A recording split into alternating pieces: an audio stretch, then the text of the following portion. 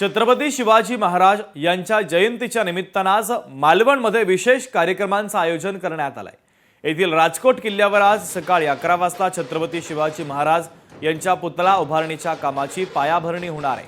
जिल्ह्याचे पालकमंत्री नितेश राणे यांच्या मुख्य उपस्थितीमध्ये पायाभरणीचा कार्यक्रम पार पडणार आहे। या निमित्ताने राजकोट किल्ल्यावर तयारी पूर्ण करण्यात आली, तर आज मालवणच्या सिंधुदुर्ग किल्ल्यावर देखील शिवजयंती निमित्त शिवराजेश्वर मंदिरावर कार्यक्रम पार पडणार आहे। तर येथील आढावा घेतला आमचे प्रतिनिधी रोहन नाईक यांनी। पाहूयात।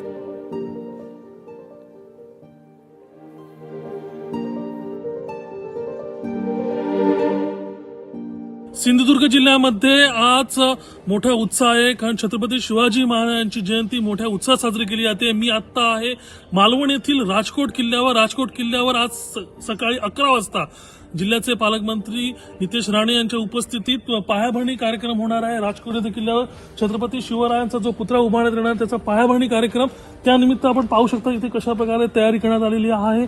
जो पायाभरणी कार्यक्रम जिथे होणार आहे तिथली ही आपण छायाचित्र पाहू शकतो कशा प्रकारे। त्या व्यतिरिक्त इथे मंडपही उभारण्यात आले, एक छोटा कार्यक्रमही होणार आहे। यावेळी पालकमंत्री नितेश राणे तर उपस्थित असतील, निलेश राणे जे आमदार आहेत कुडाळ मालवणचे ते सुद्धा इथे उपस्थित असतील आणि एक वेगळा भव्य कार्यक्रम आपल्याला पाहायला मिळणार आहे। आणि मालवणमध्ये एकंदरीत तसं पाहिलं असेल तर आज जल्लोष एक रॅली सुद्धा काढण्यात येणार आहे।